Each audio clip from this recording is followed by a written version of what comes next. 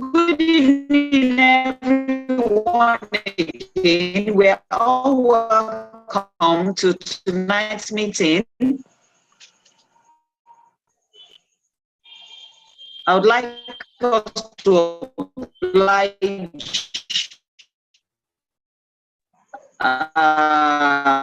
us by waiting for like 5 more minutes and we will be starting off. Just to allow more people to join us tonight. Thank you.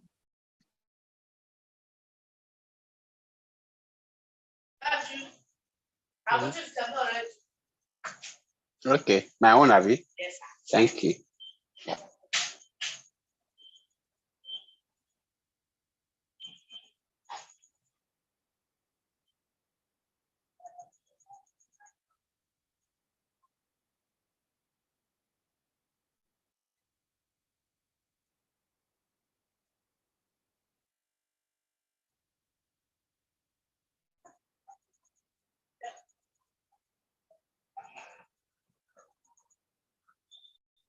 Bon, Lenny. Bon,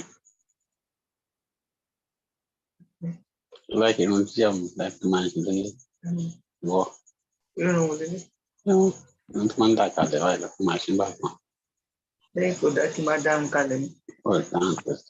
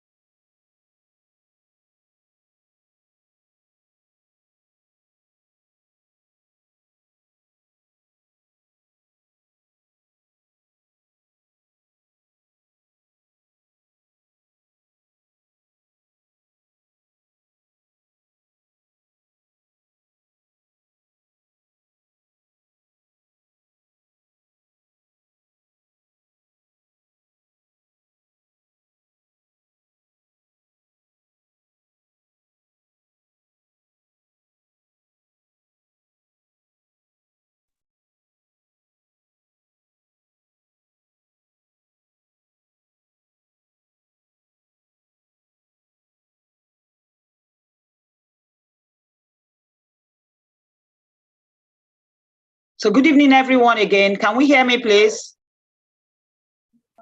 Yes, we can hear you. Okay.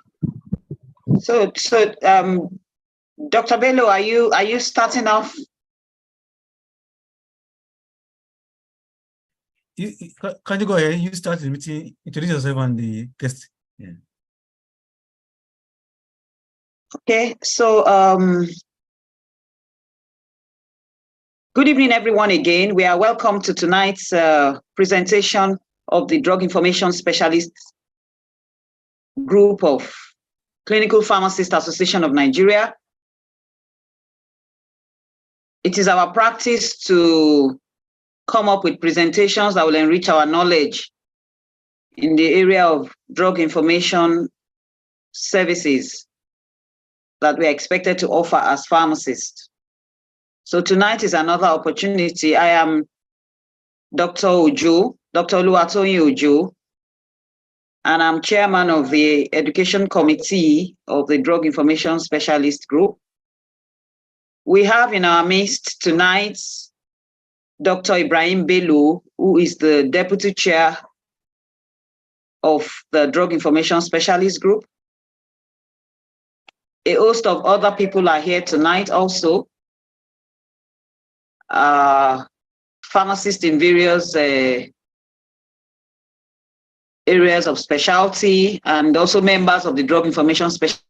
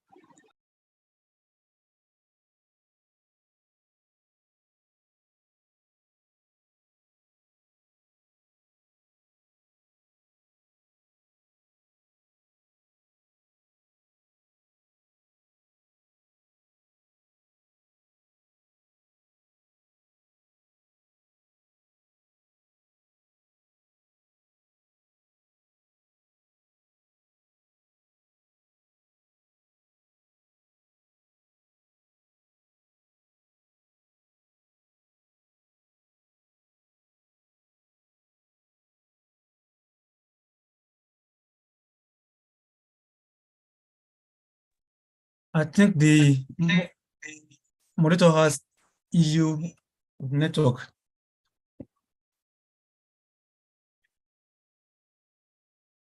And let me see what I can do.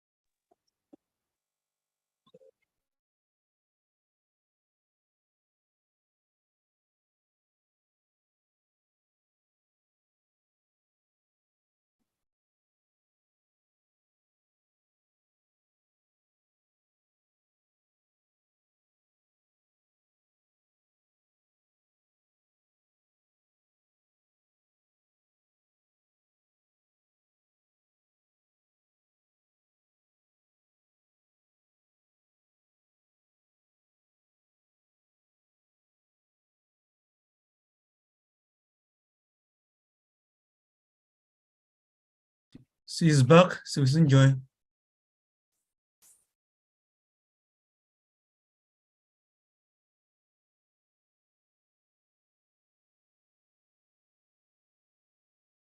Hello, so sorry. I got logged off. I don't know.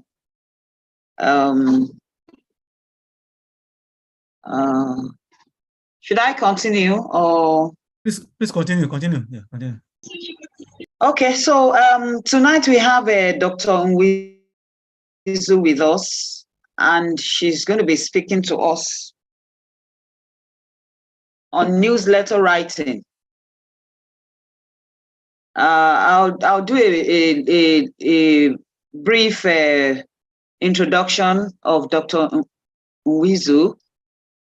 Dr. Uchioma Nwizu received a BPharm degree from the University of Benin, Benin City, Nigeria in 1990. She worked for some time in community pharmacy and global healthcare sector before embarking on a journey to receive a Doctor of Pharmacy degree from the University of Colorado, Skaggs School of Pharmacy and Pharmaceutical Sciences in Denver, Colorado. She is a board-certified ambulatory care pharmacist and currently practices at Neighborhood Health Center, Milwaukee, Oregon, where she serves as the clinical pharmacy manager. In her role, she collaboratively manages chronic diseases and performs comprehensive medication reviews. Okay, she's a certified diabetes care and education specialist, and she has a board certification in advanced diabetes management. She also precepts students in experiential learning in drug information, and some of our students happen to also be in Nigeria. She precepts some students in Nigeria who are experienced pharmacists in their various areas of practice. And I'm happy to say that I'm one of them. And maybe you wonder, really? Well, that is the truth. So this is all about our need to learn, to unlearn whatever wrong things we have imbibed, to relearn new things, and to be ready to adopt practices that will put us in tune with international best practice. So that is what Dr. Nwizu is here tonight to give us the platform to also get into. Dr. Nwizu is also married with 3 adult children, and she brings a wealth of practice to us tonight. So I want us to welcome her and be ready to take in a lot that she has to offer us tonight.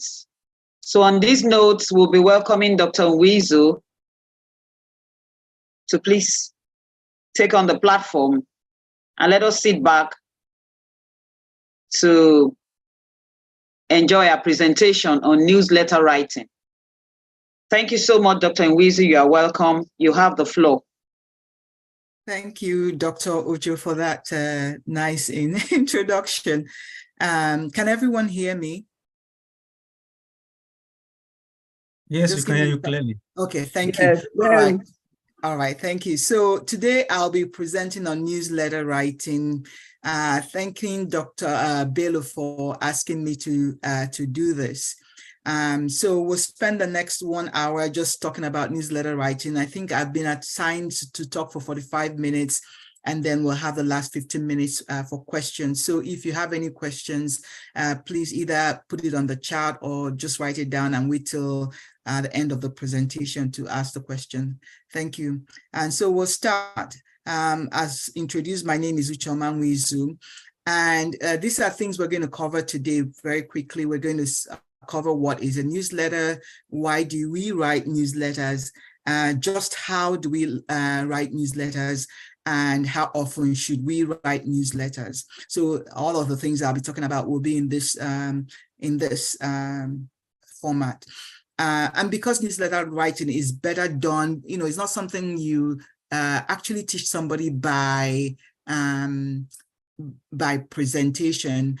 But I'm hoping that as we talk, I'll give you some tips, and then you go and start writing, and you actually learn by writing and writing and writing again. So I don't think the didactic lecture will is enough for you to launch into newsletter writing. Anyone who knows me and who has helped me present will know that I always start with this thing. What is the difference between a puzzle and a mystery? And a puzzle is just something, it's simple, it's factual, it's solved by getting more knowledge. But a mystery comes with many contingencies and is solved more by analysis than fact gathering. And I say this because for me, that is something that makes me sit comfortably as a pharmacist among prescribing providers, whether they are doctors or nurse practitioners or anywhere that I am, because I have come to know and believe that the things that we are dealing with are not just factual. It's not that I give you more information than you know. There's just so many, it's almost like looking at an elephant. There's so many angles to it. And so the pharmacist perspective, because this is a mystery, the pharmacist perspective is very important. Every year, some guidelines change every year. Every year, there's new things being discovered. No one person can keep up with everything. No one person. So nobody has the corner of knowledge in terms of clinical care. And so because of that, I feel comfortable when I come into this scenario that you may know all of this, but you may not know this. So I am able to contribute to that discussion with a lot of humility, but with a lot of confidence as well. I read this somewhere that pharmacists who communicate well tend to have a greater influence on prescribing decisions compared to those who are not skillful communicators. It goes without saying, but I think I want to remind us also that it's a lot about what we know, but also how we communicate it that makes us effective in the things that we do. And so there's lots of things that we do. Anytime a pharmacist puts paper to pen or puts her hands on the keyboard to put out any information, they are doing medical writing. Even if it's a soap notes, it's medical writing. You can do monographs, journal articles, you can review articles, you can even write journal articles. But the one that we want to focus on is the drug information newsletters. And the reason we focus on that is, and especially a lot of us feel that some of the things that like journal articles, it takes a lot of skill. You have to do research. There's just so much you need to put into journal article. Then it's reviewed, then it's sent back to you, and back and forth, back and forth. So that's why people, when they look at their CVs, they brag about how many journal articles they've published. Now, there are people who may not access that journal article. There are people who are at our grassroots level where we don't need all those. They don't have access to just journal articles. So the newsletter is a way to bridge that gap between those highly scientific writings and just things that people need for their day-to-day practice. So today, like I said, we'll be just focusing on this drug information newsletter. I did a brief Google search about what is a newsletter. It's a tool used by businesses and organizations to share relevant information to their network of customers, prospective customers, and subscribers. They give you access to your direct audience, and they are also sharing engaging content. They want to promote sales and then drive traffic to the business. So when I think about the pharmacists in Nigeria, I'm thinking, instead of engaging in the political war, there are things we can just quietly be doing that will advance us a whole lot more than, and let the people who are doing the political war do that work. But as we are as food soldiers, the newsletter is one way we can engage in this expansion of our scope without people really fighting us. And because you can just share your newsletter, you don't need to get any editorial or much of editorial work to get the access to your audience. Sorry, I think I'm advancing. All right. So what are the things, why do we do newsletters? Because we want to provide timely information that is relevant to healthcare practitioners, like things like changes in clinical practice guidelines, medication safety issues. So, I know that the American Diabetes Association, the GOLD guideline for COPD management, the GINA guideline for asthma management, those we bring out new guidelines, I think annually. ADA, I know, does annually. And a lot of people don't know what these changes are. A lot of providers don't keep up with those changes. So when a pharmacist is doing newsletter articles, these are ways to show this is what is happening, this is what is changing, this is how people are the experts are seeing things now. You can write on medication safety issues. If there are any things that you have noticed that are concerning. I remember there was one time a WhatsApp article, WhatsApp writing was going around about people using paracetamol to soften meat. I don't know if anybody saw that. It was just everybody was saying, don't buy meat that is cooked in restaurant because they're using paracetamol to soften meat. And a lot of people read that. But if a pharmacist sits down and thinks through that, what is a pharmacist's response to that? Because number one is making people not to buy restaurant meat. Restaurant people are losing their customers, and there's a lot of fear in the area. So how does a pharmacist address that? That's a newsletter article. It requires investigation, it requires research. How does paracetamol really soften meat? How much is needed to soften meat? And those are things that are relevant to our in our environment that we can write about. Are there new drug approvals, or are there medications under development that you think that people need to know? Are there medication shortages that people need to know? I remember when there was some talk about, I think it was the ARBs, losartan, was it lisinopril, and all the ACEs and ARBs that they said was causing cancer. How does a pharmacy respond to that? If you do a drug class review, now that we're having new medicines for diabetes, the SGLTs are available now in Nigeria, the GLP-1s are available. Can somebody talk about all of them and see which one is better? If you do a medication utilization review, so if you are looking at prescribing patterns and prescribing habits in the hospital, if you notice a pattern, can you do a drug information article on that? It's a newsletter that you write to your local community, and it helps people with the information that they need. So in the hospital, people can write newsletters as ways to communicate P&T committee decisions on drug-related topics. It may, some places, be required for compliance and legal accreditation. The target groups are usually patients. Sometimes are usually patients. Other times we can target the physicians and nurses or other healthcare staff. And sometimes we tend to try to focus our attention on the physicians, not knowing that even the nurses or dietitians, there are areas in which we overlap, that we can provide newsletter articles that will help their practice, and they will appreciate us more. In the community, community pharmacists can write a newsletter to the patients and the general public, write newsletter to the physicians in their area, write newsletters to organizations, even to the government, where you put an op-ed in the local newspaper about something that you see that is concerning. One of the things that I've noticed that really, really does outlast us as human beings is writing. I mean, there are people who are dead that I'm reading their works today. So for people who are concerned about, their legacy, or people who are concerned about doing work that really outlasts their life, writing is one way to go.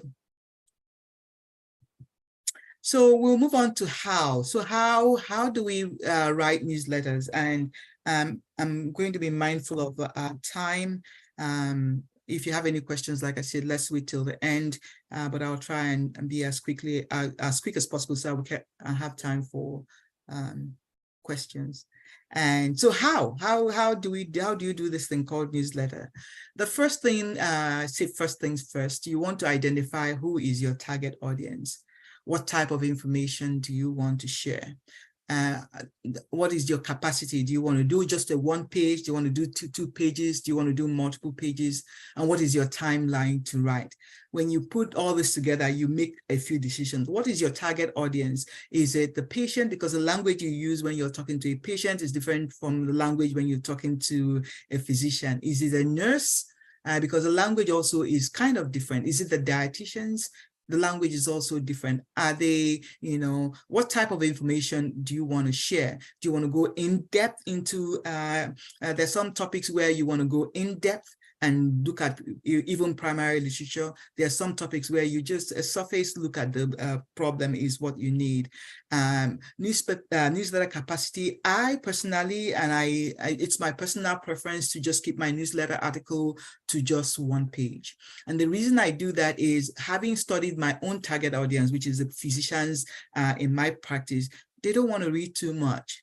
They just want to give it to me straight, give it to me factually, let me go. They don't, when you get them into too many words, they just abandon your work. So having understood that, I'm just like, I just give it to them straight. And what is your timeline? As in, I think what I really mean by timeline is how often do you want to be producing this? So if you have a newsletter that you're doing quarterly, maybe you can do more than a page. But if you have something that you're doing monthly, a page is reasonable to just give every month. So deciding that is, it helps you determine what, how you arrange your thoughts. Still on target audience, still there are multiple ways to write. If your target audience are physicians and your fellow pharmacists, you're going to be using a pure technical style, meaning all your language is, like very clinical. You're not, you're very clinical in, your descriptions are clinical. You're not going to be using layman's terms. Your writing is formal, and when I mean technical is like you want to do when you say things like I'm trying to think of a clinical big word, peripheral neuropathy. Every doctor understands that. When you want to say things like I'm thinking, what are those big words that we use that people don't know what we are talking about? But, all those big clinical words you can throw around when you are describing, writing to clinicians. And so that's pure technical. There's also a different level of pure technical. Let's say you're writing to your fellow pharmacists. There are things that we use in pharmacy language that even the doctors don't understand. I'm trying to think of some of those things, but I'm thinking, I'm sorry, I can't remember, but as you're thinking, think about words that are pharmacy, pure technical pharmacy words that if you told a doctor, they're like, like when we say things like med reconciliation, we know what we are talking about, but the doctor may not know what med rec is. So if you write medication reconciliation, you may need to define what it is and explain it. Don't assume that they know. I remember a doctor told me, maybe the meds are fighting and you want to make peace with them, but we know what med rec is. So that there are terms that are pharmacy centric, so be mindful of that. Avoid general slangs like LOL, OMG. I'm sure that is goes without saying. If you're writing to people who are of the same technical background, but then different clinical exposures, like if you're writing to dietitians, in my clinic, we have dietitians, we have behavior specialists, and we have nurses, then I am going to be mid-technical in my, in my language. And so if I say something like peripheral neuropathy, I would, kind of explain it. So because you want the behavior specialist to understand. If you're writing for lay people, then your style is going to be popular technical. You're going to use common language. In fact, the rule that we have for our students is that if they are writing a material that lay people are going to read, they must make sure that a sixth grader can read it. So somebody who is in primary 6 should be able to read and understand what you're writing. So you won't be using things like peripheral neuropathy, you can say things like numbness in your hands instead of peripheral neuropathy. Instead of saying cardiovascular risk reduction, you can say reduce your risk of a heart attack or stroke. So you have to bring it down to lay people's language when you're writing. But all of these types of newsletters are very valid and very useful. So the fact that you're writing to patients and not doctors does not mean that your newsletter is of a lower standard. You're communicating, and you have to feel proud of what you're doing. All right, so moving on. So who are your target audience? You must always put yourself in the reader's position. What if I'm thinking like a physician, what do I need to know? So, how do I want it to be presented? For instance, like I know a lot of our physicians, they have so many materials flying out at them. They're reading this, reading that, and they just like, would you just give it to me straight? Don't go to Renchi, just, your point has to be straight, and, don't lose your point in your words. What is their reading habit? Are they in your organizational politics? So especially, and this comes also, especially if you are in choosing a topic. If choosing a topic, especially when you're starting off newsletter writing, if it's going to rear discord or political discussions, maybe you should avoid it. I'll give you an instance. One of our providers did a presentation about metformin and lactic acidosis. We had a patient who had lactic acidosis, which is very, very, very, very, very, very, very, very rare. But she did a presentation and about the patient case and how we should be careful about prescribing metformin. The reason this lady had lactic acidosis is that they were drinking, and they also had, so they had cirrhosis, drinking, already having cirrhosis, and had a kidney failure. So they were in lactic acidosis. However, that presentation kind of scared a lot of the providers from prescribing metformin. I wanted to write a rejoinder and say, let's dispute this. This happened, but it doesn't happen often. And my boss said, let's just let this lie down for a while, because she has her combat boots on. Even though you have a point, you don't want to engage in that manner. So we'll wait till another time, maybe 2-3 months, and then readdress that. And so that's what we did. So you want to make sure that your newsletter article your purpose is to educate and not to stir controversy. And so, sorry, I have to move this so that I can see my slides. Okay, all right. So, before you start, you have to do your research. You have to obtain peer-reviewed articles, your guidelines. Make sure you do a thorough research. Sometimes you may need to research on other things. For instance, like when I talked about people using paracetamol to soften meat. If you want to write about that, you can look at your peer-reviewed articles, all right, but you want to know what is really happening in your community. Are people really, really using paracetamol to soften meat? And if they do, where did they get it from? And then so you can educate people better. So in writing a drug information newsletter, you want to, I'm going to be talking about the different, sections, the topic, the introduction, the body, the conclusion, and your references. So we'll go with the first one, the topic. I think I mentioned it a little bit earlier, things you can write about. Is there a new medication? Is there a new NAFDAC policy that you think people need to know about? And how does it affect your local community? Are there guideline changes? Like I said, there are guidelines that change every year. For instance, I think the beer criteria, if you all know about the beer's criteria, they came out with a new criteria. I think I saw it 2 weeks ago. And so I'm going to have to look at it and see if there's something new I need to address for our providers. If you are doing medication utilization reviews and you notice that there's an issue coming up, For instance, how many patients who are supposed to be on aspirin are on aspirin? How many patients who are not supposed to be on aspirin are taking aspirin? Those are things that can make you want to write about aspirin use in your community. Are they drug information questions? So what kind of drug information questions are you getting?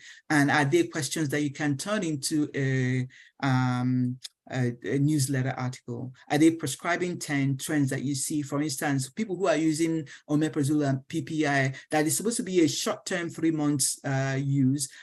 People are noticing people are on omeprazole for 2 years, 3 years, especially if they're older.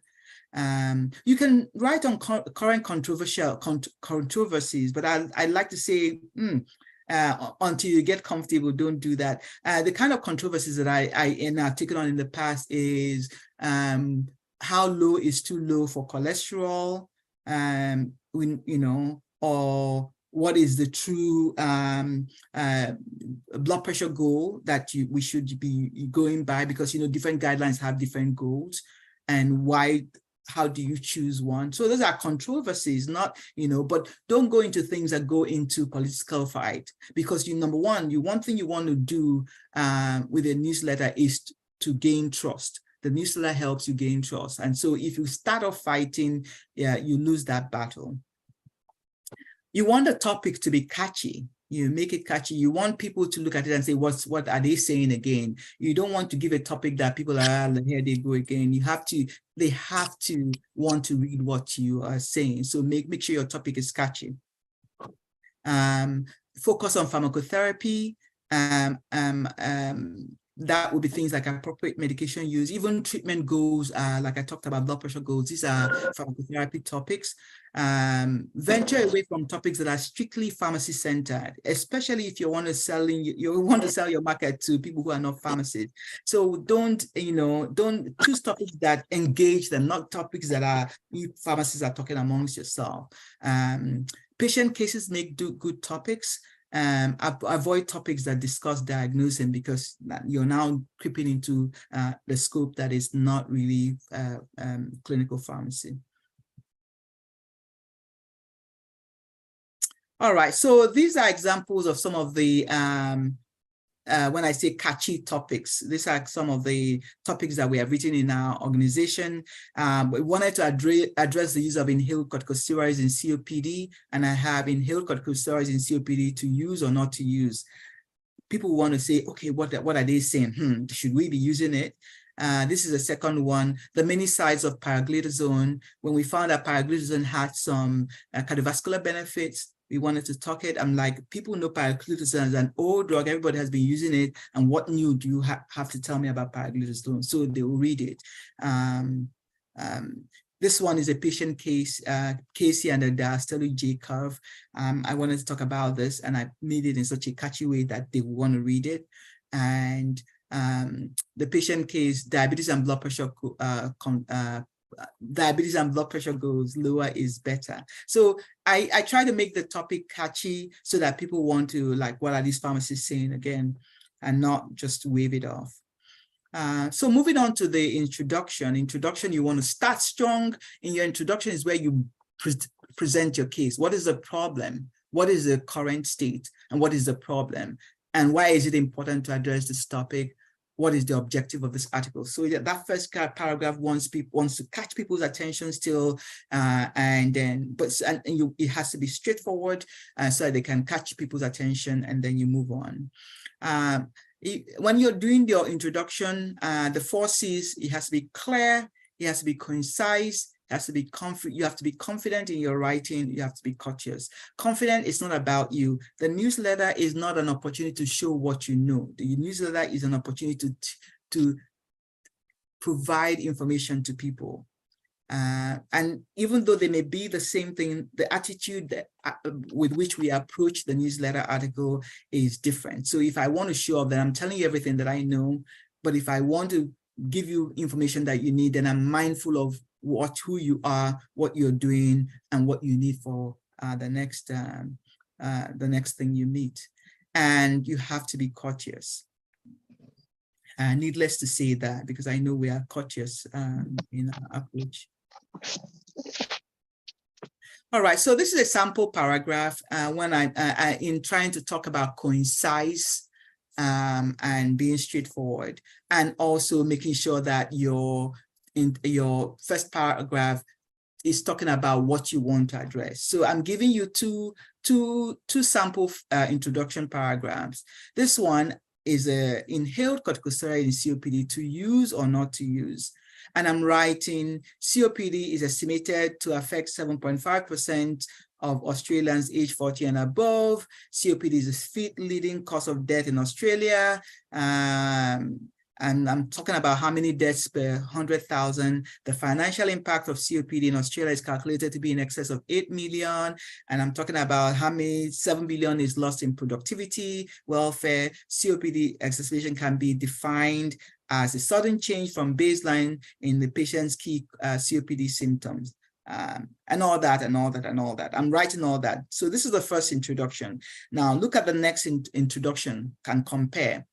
And tell me which one addresses my topic. So COPD is one of US top leading causes of death. It remains a global health challenge and is estimated to surge in future decades due to consistent exposure to COPD risk factors and overall aging of the society. And I go on to say therapeutic management of COPD continues to be a challenge. Current medications available for COPD largely do not modify the disease course. When inhaled corticosteroids are while they are the cornerstone of asthma management and the most effective therapy, determining when to use ICS in COPD is still challenging. And I write about what guideline is talking about ICS using COPD. So comparing the two, both of them are speaking English, both of them are talking about COPD. Which one do you think is a better introduction? The second one. The second one, yeah. Because I'm talking about COPD inhaled corticosteroids, to use or not to use. In the previous second one. Yes, second one, yes. In the previous one, I'm talking all this thing about how much money people are spending. I'm talking about, I now go on to talk about COPD exacerbation. That is not a good introduction paragraph. But the next one talks about, this is a big problem, is the sixth leading cause of death, is global, is getting worse, but it remains a challenge. And I go on to talk about ICS, the use of ICS and what the problem is. So the second one is a better introduction than the first one. So moving on to the body, that's where you now, when you talk about that COPD and ICS, that's when you now go and start talking about the details of the use of ICS in COPD and the problems, the side effects, whatever you want to talk about it. So it contains the details. We want to keep one idea per paragraph. You have to keep your eye on the desired endpoint, because sometimes we find that in talking about COPD, we can veer into asthma. But is that what we want to do? It may be true that but you want to make sure you keep to the desired endpoint. Don't stray from the subject unless it is necessary, and keep your paragraphs. Keep a logical flow. Don't skip back and forth. So sometimes I see people write about the therapy, then side effect, and then they start again about the therapy. You want to talk about ICS use, then you talk about side effect, then you talk about ICS use, pharmacotherapy. And that, you want to make sure things are logical. Logical means finish talking about all your therapy discussions, then you can talk about the side effect, then you can talk about the cost. Make sure that there's a logical flow, because people's brains, you have to understand that, the readers, when you are jaring people's brain back and forth, they lose information. So be mindful, make sure things are logical so that people don't get cross-brained. You can be creative, meaning that your writing doesn't have to be boring. It can be entertaining. You can slip in a joke there. You have to be careful though, because this is a professional writing. So when I say entertaining, I'm not saying be casual, but you can slip in, sometimes you read something that is clinical, but you find yourself smiling because this person just slipped in a joke there. You can be creative. And then most importantly, have any identifying patient information on that newsletter article, especially if you're using a patient case. And also do not have an identifying physician or practitioner information there, because you don't want to, even though, if people know that this is the person that did that, then, you don't want to do that. So you try to make sure that people cannot tell if you're talking bad about a physician. A paragraph is a collection of sentences that relate to a common theme. And I want to stress this because what I see when people write a lot is that in a paragraph, they have multiple ideas in one paragraph. It's very confusing, so yes, you have to make sure that your idea is one idea per paragraph. Flesh out that idea before you go on to the next one. Like I said, be considerate. Think about your reader. Always remember you are writing not to show your knowledge, but to make sure to help the reader in their next steps, in their knowledge and their skills. And be professional. The document should look presentable. Make sure that you're using the same font shape and the font size in all as you're writing, because once the eye sees it first before the brain sees it, and if there's no uniformity in fonts, you lose information that way. So one of the things that I wanted to bring out is to using active versus passive voice. So it's recommended that in writing that you use active, passive voice. Now, and I know that in your mind you're thinking passive voice, but you want us to be strong. So I hear a few statements and you tell me which ones are active and which ones are passive. So active is when you write in first person with the pronoun. So meaning you want to identify who did that versus, you're just making a statement. So the patient was initiated on a statin. We initiated the patient on a statin. The patient should be initiated on a statin. Then the next final one is initiate the patient on a statin. So between these 4 sentences, which one do you think is the passive voice?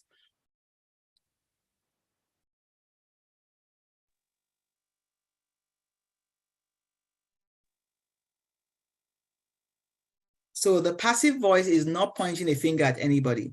The active voice, yes, the active voice points a finger. The passive voice does not.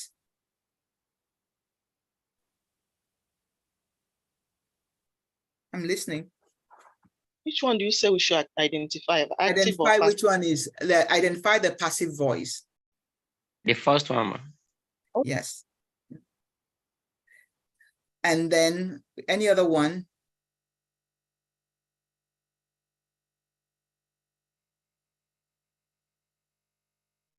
Hello? The last third one. The last one. The third one also. The third one. So the third one. The passive voices are the patient was initiated on a statin and the patient should be initiated on a statin, because you're talking, it's almost like you're talking to people, but you're not pointing a finger. I know, when I was working in Nigeria, when we write prescription labels, we say 2 tablets to be taken 3 times a day. Remember that? I think we still do that. Yes. 2 tablets to be taken 3 times a day. I remember the No, envelope. we don't do that. You don't do that anymore? Yeah, we don't do that. Okay, why? Because it's not specific. It's not specific. When you so say what do we do now? 3 times a day, the patient can take it within a 3 hours interval. But once you say 8 hourly, okay, the patient will take it every 8 hours. Every 8 hours. So when you say 3 times a day, you're not specific. You're not being specific. So when we say 8 hours, do we say 2 tablets to be taken every 8 hours? Or do we say take 2 tablets every 8 hours?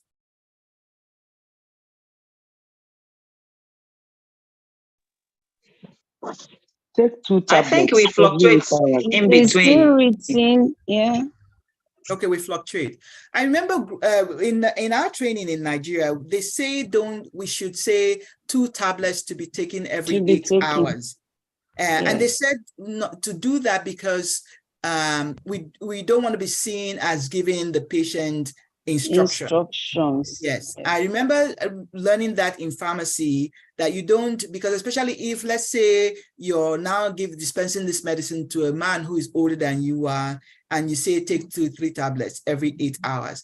They look at it as, you small girl, you're giving instruction to this old man. They may not take it. And I always wondered why, you know, I don't know. But when I come into the US, we say take 2 tablets 3 times a day. Nobody is caring about whether you are using an active or a passive voice. I am just saying this to bring out this difference between active and passive voice. You know, the active voice is pointing a finger and like, you do this. The passive voice is kind of, this should be done. It's not direct. And in most writings, they advise that we use the passive voice so that you are not pointing a finger. Now, lately, there's been some controversy, like whether you should use an active voice or passive voice. But I tend to, in my writings, prefer to use a passive voice, just so that I come out more, to me, it sounds more professional. But the jury is still out there. I've stressed the 4 C's: clear, concise, confident, and courteous. Concise as in long as necessary, short as possible. Eliminate what is not of importance, and don't even write what is of secondary importance, and make sure you keep an eye on what you're trying to say, because it's easy, especially when you're writing a newsletter, because you are doing research and finding out new things. So what you're doing, what you should be doing is, all these things I've just learned now, I didn't know this, I didn't know this, I didn't know this, I didn't know this.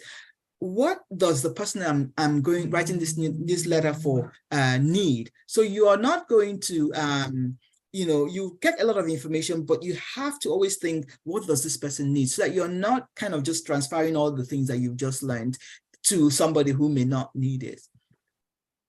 I'm going to skip these 2 slides. So the conclusion you should place at the end of the body should logically follow from the information presented, should summarize everything.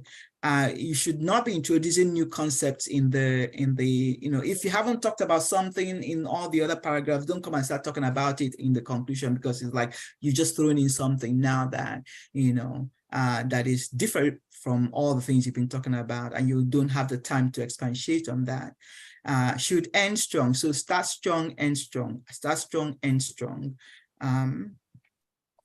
This is an example of a newsletter that I think that we wrote and it was based on a patient case. We wanted to talk about the lower versus a higher blood pressure goals, because the new ADA guideline had come out to say, let the blood pressure goal be less than 130/80 instead of 140/90 that we've been using. And so we wanted to discuss the, you know, number one, what's the evidence for that recommendation, and we decided to use a patient case to buttress that point.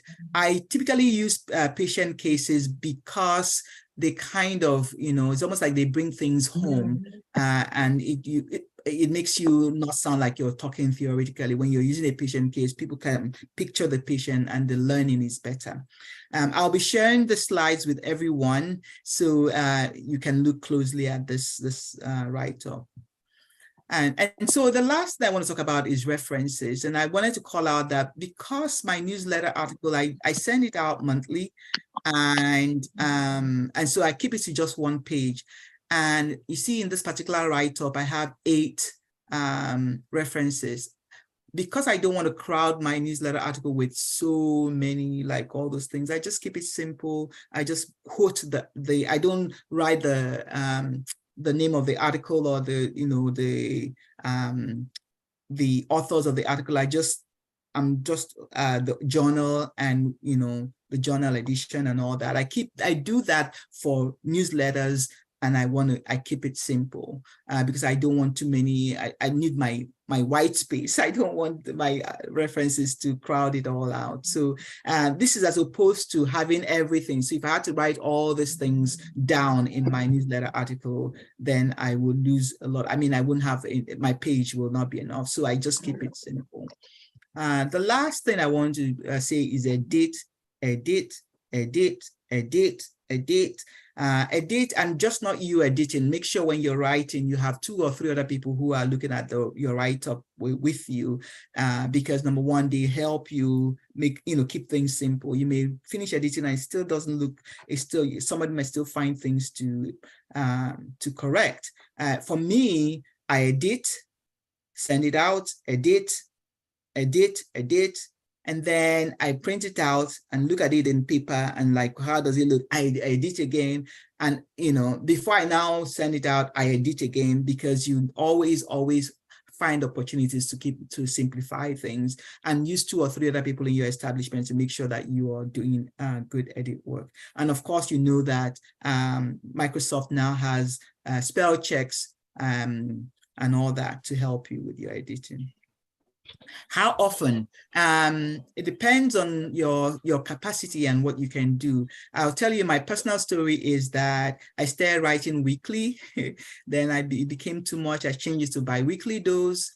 It became too much. I'm now clinical tidbits, which I am keeping to once a month. I didn't want to tie myself to a timely, I didn't want my newsletter title to be something that tied me to a time, so that if I don't give you the news, you won't say, oh, she's defaulting. And then what is the demand? What's the demand in your organization? So anything from weekly to monthly to quarterly, you may want to write. So these are the rules. Do enough research before you start. Start strong, put yourself in the reader's position, use proper grammar, spelling and grammar, be creative. The document should be presentable. I have this acronym KISS. Keep it simple, stupid. Keep it simple, simple, simple. Avoid using abbreviations or acronyms. Don't write to me with that tone of voice. I say that to say don't. Make sure you're courteous. Give credit when it's due. Mini cite, end strong, and then of course edit, edit, edit. And I have this, having done all, then stand. And I put this here because when you first start writing, you may not know that how much is impacting people. You may not, people, no news sometimes when you're writing is good news, because people are reading it, and one day you find out that you have helped people with your write-up. And I didn't find out until in fact, the first person that told me your write-up has been helping me was a physician that was leaving the practice. And he sent me an email saying, I want you to know I'm leaving, my last day is today, and but your write-up has been helping me with this. They don't usually say that, so when in those times, just keep writing, having done all, just stand, I think we are 2:03. When should I be stopping?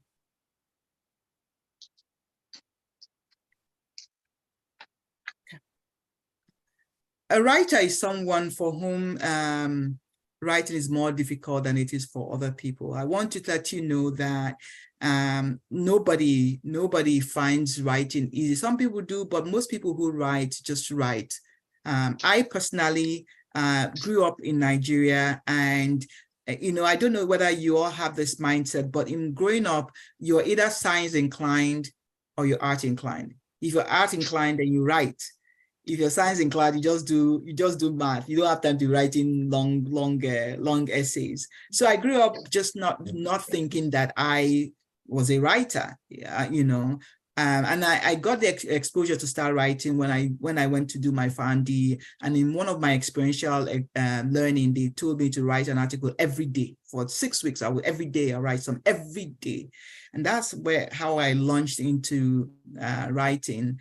And it was something after that, I've just been writing ever since. Everywhere I go to, I take up the task of writing because I guess maybe to make up for my past of never writing. I just did my math and calculated and wrote the, chemical formula, and, just, I didn't think that you could be science and be a writer. I never thought that. So it doesn't have to come easy, but it gets easier as you do it more. The best way to become a writer is to go off and write. Just keep doing it. And these are my references. I will want to take time to respond to questions now. Okay. Thank you so much, Dr. Nwizu, for that robust presentation. It's always a joy to listen to you, teaching line by line, precept by precept, making it easy to soak it in, giving us hands-on.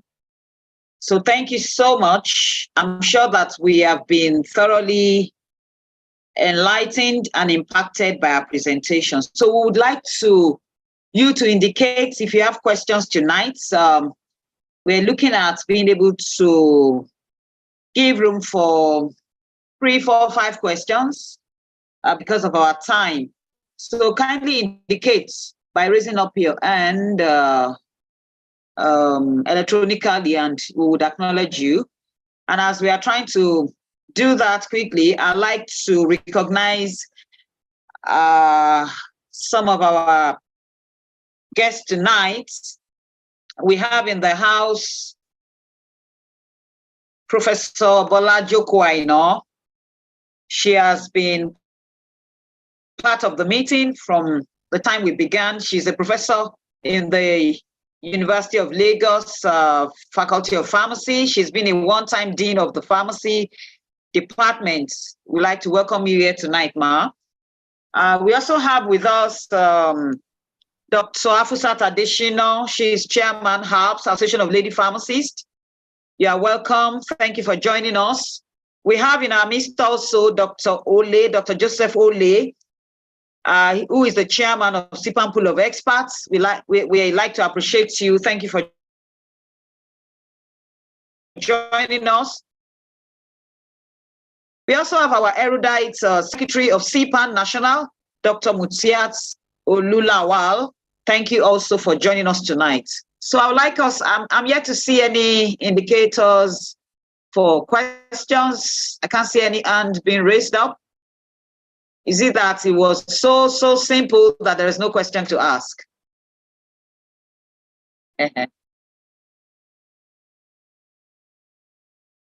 I can read some of the comments anyway. Okay, I'm just seeing one hand coming up. I can see Pharmacist Ikide. Can you please unmute and let's hear your question? Let's keep our questions straight to the point and brief. Thank you so much. Thank you very much, Ma. And thank you, Dr. Nwizu, for the elaborate presentation. I just asked in the chat box that could she share the reference, the reference she used to elucidate this interesting and concise guide to writing newsletters. It was the last slide, so I just wish she could share it in the chat box so I could copy it and probably read more about it some other time. Thank you. Okay, thank you, Pharmacist Ikide. I'm sure Dr. Nwizu will be ready to do that. And as we usually do, I'm sure she will share the slides and we'll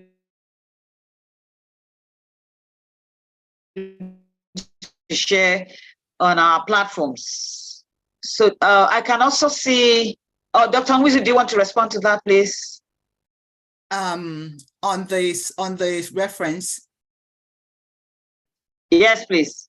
Yes, I can share what I have, but I think there are 1 or 2 references that I didn't put on that. So can you, Dr. Ikide,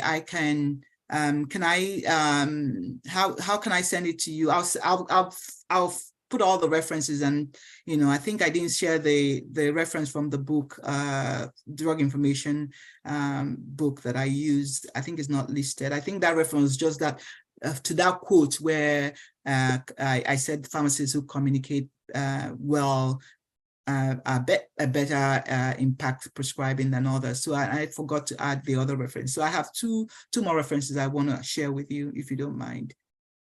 Okay. Okay. Thank you so much. I'll share my email in the chat box. Thank you, Dr. Wizu. Okay, let's see your email. Okay, so yeah, thank you. We also have a pharmacist, Olabanji, raising your hand. Can you please unmute and ask your question?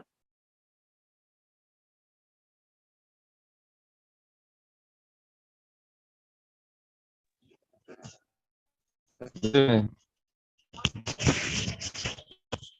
evening. Yes, how are you?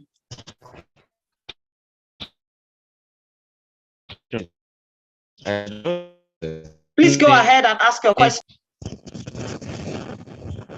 Okay, my question is that is there any particular format or guideline in writing a newsletter as a pharmacist? Thank you.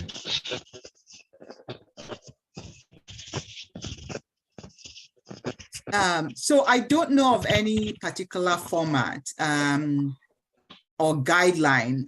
We do have formats and guidelines for writing, for medical writing generally. And so for me, what I do is apply it to newsletter article and also apply what do I want to say. And so, like I said, you do the introduction, you write the body, you get your conclusion, and you make sure you put your references. That's the usual format for most write-up. But because I try to narrow it down to, okay, this is what I want to communicate. It's just one topic. I'm not writing multiple things. I'm just keeping it this simple. I don't know if that helps. I know that we had, Dr. Bello, if you can help with this, we had shared the book, the latest edition of newsletter drug information. In chapter 13 is they focused on professional communication. You'll get a lot of tips from that chapter 13. Dr. Bello, if you can share the book again on the platform. Yeah. That will be shared. Yes, the chapter will be shared after the meeting. Okay. Right? Yeah. Chapter 13 covers medical writing. Okay, it will be shared. Okay. All right. Thank you. Okay. Thank you, Dr. Wizu. The last person tonight is I saw pharmacist. Or probably the question. Pharmacist. Somebody was raising up. That's pharmacy Wole Ogunbamiru. Okay, pharmacist Wole, but it's like he's no longer on the call. Okay, audio. Okay. It's like he's gone off. Okay, yes, but generally, there is a request for copies of the slides. So I think as is our pattern, we would share on the platforms after we're able to get the copy of the slides from our presenter. So I think we should all just wait for us to do that. I see a question here that says, if your newsletter has 3 or 4 points to pass information, how do you keep it fresh from telling your audience what they might already know? How do I keep it fresh? So the things I write about in the newsletters we write about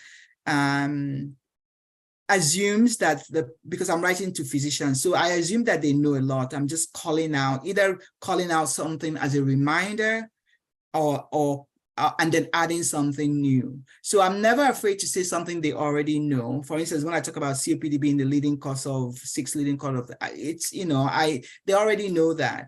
When I talk about ICSUs in asthma, they already know that, but I'm trying to call out something new. So some of the paragraphs will be like reminding you and forming a base for us to leap into the new information that I'm sharing. If you look at in the slides, the article that I shared on the slide that talked about blood pressure goal, I talked about what the JNC8 said, which they already know. I talk about what the ACC/AHA guideline says, which they already know. I talked about the SPRINT trial, which they already know. But then I have added information because something made the ADA change the goal from 140/90 to 130/80. All along, the science had led us to believe it's 140/90. What is the new information? And so that's how I think I keep it fresh, because you know this, but this is something new that I'm introducing to the discussion. And the things vary. There's just an endless, from patient cases to new guidelines, situations or guidelines. There's always something new to and then the other thing too is that we also have a high turnover of physicians. So they may know it, they may not know it. If they know it, you're reminding them, but you're also introducing something new at the same time. So that's the question that I see. Okay, there's another question. It says, can we have copies of the prototype or newsletter used in the course of the training? So that's Dr. Nwizu too. We can share that. We can share that, definitely share that. And I was also going to share, when I have some students that I am precepting in Nigeria who are writing these letters, as a writer, I'll be sharing on the platform too, so that we all know. Okay, thank you very much. I see another question on the chat. Any possible unexpected experience encountered at the inception of providing newsletter at your organization? Not really. I think for me, what is unexpected is the fact that people were reading it and it was impacting, I thought I was just writing, but people were reading it and it was impacting care. Now, one thing that was unexpected, when I did a 2 or 3 years where I worked in Nigeria between 2008, 2012. And in the organization that I was working in, I was writing newsletters. I think it was quarterly. Now, the unexpected turn that I saw was because I was the only one who had consistently been putting out information, and it was HIV care, so things were changing. I was the one person who was consistently putting out new information for the physicians. Now, the surprising thing that happened was that after I left, when they were now going to interview people for promotion, they pulled out my newsletters and they were asking people questions based on the newsletter articles I wrote to see who was following up. So the establishment noticed that this was valuable information, and they were using it as criteria to know who was updating their skills in HIV care, which I found, which was unexpected, surprising. So I have had more positive surprises. I haven't had anything negative, and I don't know why nobody has said anything negative. But one thing that I will say that is that even when, it's been the silent, one thing that has advertised pharmacy practice in our organization, like you have a bunch of knowledgeable people who can help you guide therapy. And so for providers or physicians who have not been accustomed to working with pharmacists, it's that thing, when they come into organization, we keep dripping that we are here, we are knowledgeable, we can help you guide therapy. So thank you.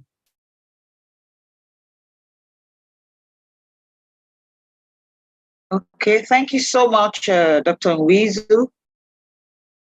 I think it's been a time well spent tonight. I have been impacted, and I want to believe that every one of us has been impacted. So, like she said to us, having done all, stand, okay, so, and before that, it was, whatever you have learned, start writing. The best way to start off is to start. So start writing. So I'm expecting that a lot of newsletters will begin to go forth in our various areas of practice. And she already told us that it's one of the ways that we can create awareness for pharmacists in our facility. Let's kind of put it in the face of other healthcare workers that we are there and we have something to contribute. So it's a good one, and we are looking forward to having a follow-up on this, and not just this topic, other areas that Dr. Nwizu can help to build our capacity. So we want to appreciate you tonight. We thank you so much for your time. We thank you for your interest and the passion that you have to impact the practice in Nigeria, despite the fact that you are in diaspora. So we appreciate you. I would like to welcome comments or parting words also from Dr. Ibrahim Bello, the Deputy Chair of Drug Information Specialist Group. Over to you, Dr. Bello. Okay, thank you, Dr. Ojo. One thing I want to add to this is that writing this newsletter in Nigeria comes with a cost, because if you work in a teaching hospital, you will pay for the designing, and you only want to have hard copies. So I want to tell us not to be discouraged, because you may not get funding, but if you are desired, you have that desire, the burning desire to do that, you may carry on without any hindrance. So we have to, the cost of designing and printing may be discouraging, but I'm telling us not to be discouraged. That's my own contribution to that. Can I add something to that? So one way to mitigate that is to maybe designing, there are many free design templates online you can use, but printing, you can just print one copy and put on the notice board, and put maybe 5 copies and put in strategic places. People who read it are going to ask for it, and you're going to ask and send them soft copies. So you can send it to their WhatsApp phone, their emails, but we can be strategic about how we share without incurring a lot of cost, because I know cost is a barrier. Okay, thank you for that information. Yeah. So overall, on behalf of the, okay, can I go on? Okay, on behalf of the Drug and Pharmacists of Nigeria, we want to sincerely thank Dr. Nwizu so much for honoring our invitation and for this very informative and engaging lecture on writing newsletter. I know, like Oliver Cheese, we want to say that we are still going to invite you on other things on medical writings. And you mentioned writing monograph, writing drug bulletin, writing drug review, and many others. So one of these days, again, we're still going to invite you. So we hope we have all learned a lot. And we want to thank all the participants, especially the 5 people on the call, and everybody for your time shared with us. I hope we apply all the knowledge gained in our various places to improve patient care. Thank you, and God bless us. Thank you. Thank you so much. So on this note, we'll be ending the meeting. Yeah. Dr. Nwizu, I can see your hands are up. Do you want to say bye-bye? Something? Okay, so let's all say bye-bye to Dr. Nwizu. Bye-bye. Bye-bye to one another. Have a wonderful good night's rest and enjoy the weekend. Look forward to seeing you again. Thank you all. Bye-bye. Dr. Nwizu, thank you so much. Good night.